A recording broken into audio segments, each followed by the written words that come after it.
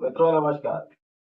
समय पे पढ़ाई पूरी हुई, समय पे नौकरी लगी, समय पे आपने गाड़ी खरीद ली, समय पे घर आपका हो गया, समय पर विवाह, समय पर सभी कार्य जीवन में पूरे हो रहे हैं। लेकिन विवाह पर आकर जीवन चक्र जैसे रुक गया है। कई जतन किए हैं, लेकिन बहुत जतन के बाद भी विवाह नहीं हो पा रहा। जीवन में हर कार्य पूरा हो रहा है, इससे अच्छा आदर्श जीवन आपका हो ही नहीं सकता। जब तक जीवन में सब आपके मुताबिक हो रहा था, तब तक आप बहुत प्रसन्न थे। आपके अनुसार कुछ कार्य नहीं हुए, ईश्वर और भाग्य को आप लोग कोसने लगते।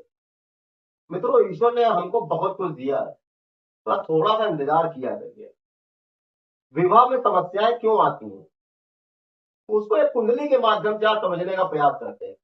यह जो जन्म पत्रिका मैंने आपको दिखाई है, ये एक दिल्ली की एक कन्या है, उसकी है। इस कुंडली में यही कह सकते हैं, उस कन्या में सबसे बड़ी विशेषता मालूम है क्या है? ये एक साइंटिस्ट की कुंडली है। यह उच्च सरकारी पद पर है, बहुत अच्छे वेतनमान पर है, देखने सुनने में ठीक है, वार्तालाप में बहुत अच्छी है, व्यवहारी है, लेकिन विवाह होने में समस्याएं आ रही। कई बार तो इनके माता पिता जाते हैं बातचीत करने, बात फाइनल हो जाती है, लेकिन सवेरे उनका मैसेज ही नहीं आता है, या कोई भी बहाना बना के वो टाल देते हैं। तो सफलता समय मांगती है, उसको थोड़ा समय दिया है। ये जो जन्म कुंडली मैंने आपको दिखाई है, ये जो 11 नंबर की राशि है, ये बनती है कुंभ राशि। इसके स्वामी बनते हैं शनिदेव, और शनिदेव बैठे हुए हैं अपने ही घर में। मित्रों, 11 नंबर की राशि शनि की है, और ये शनि अपने ही घर में बैठे हुए हैं। मैंने पूर्व में भी कई बार कहा है, जो ग्रह जहां का स्वामी होता है, यदि वहीं बैठ जाता है तो उस स्थान को बल दे देता है। लग्न को इसने बल दे दिया है मित्रों, ये लग्न कहलाती है, इसको बल दे दिया है। कुंडली में 50% नंबर तो पहले से ही इनको मिले हुए हैं। कुंडली बलवान बहुत है। मैंने पहले बताया है, ये साइंटिस्ट है, अच्छे सरकारी पद पर है। कुंडली में इतनी शक्ति है कैसे? उसका कारण ये लग्नेश का बलवान होना है। अब यहाँ पे बात ये नहीं कि लड़की क्या करती है, बात ये हो रही विवाह क्यों नहीं हो पा रहा। इस संदर्भ में आज हम आपसे बात करेंगे। मित्रों, विवाह में जो मेन समस्याएं पैदा करते हैं, वो करते हैं गुरु शुक्र, लग्नेश और सप्तमेश। जहां पे देखिए, गुरु जो बैठे हुए हैं वो 7 नंबर की राशि तुला राशि में बैठे हुए हैं, इसके स्वामी बनते हैं शुक्राचार्य। ये दैत्यों के राजा है। और ये जो 12 नंबर की राशि है, ये बृहस्पताचार्य की राशि है, और इसके स्वामी बनते हैं बृहस्पताचार्य। दोनों में एक दूसरे का आपस में 36 का आंकड़ा, दोनों एक दूसरे के प्रतिकूल है।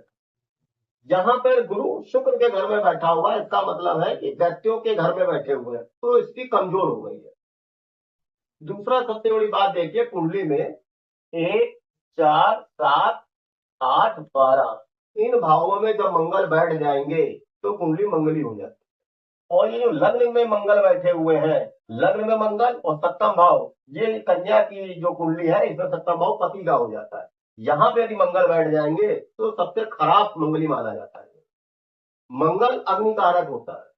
ये जिस स्थान में बैठेगा उस स्थान को जला देगा, जहां देखेगा वहां उस स्थान को जला देगा। यहाँ पे बैठ के इसने सीधा सप्तम भाव पति के स्थान को जला दिया है। और सबसे बड़ी बात क्या है, आप एक बात और देखिएगा, कुंडली में सूर्य व शनि दोनों भी वहीं बैठे हुए हैं। सूर्य और शनि दोनों अग्निकारक है। मित्रों, ज्योतिष का एक सूत्र होता है, जब भी 2 या 3 गर्भ ग्रह जिसको देख लेते हैं या जहां बैठ जाते हैं, वो व्यक्ति उस स्थान से दूर हो जाता है।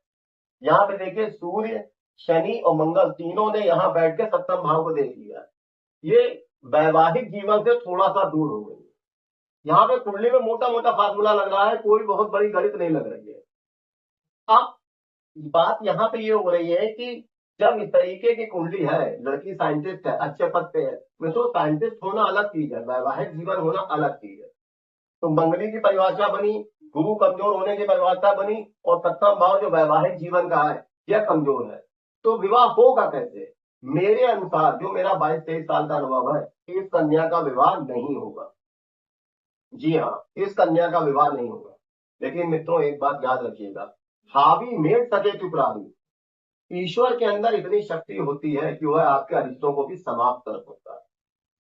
मैंने इनको उपाय बताए हैं, और मैंने ये भी कहा है कि यदि ये उपाय आपने 108 दिन कर लिए तो तय मानिए मेरी बात गलत हो जाएगी, ईश्वर का आशीर्वाद इस कुंडली को मिल जाएगा। लेकिन उपाय इनको मित्रों स्वयं करना पड़ेगा, किसी पंडित जी के माध्यम से नहीं होगा।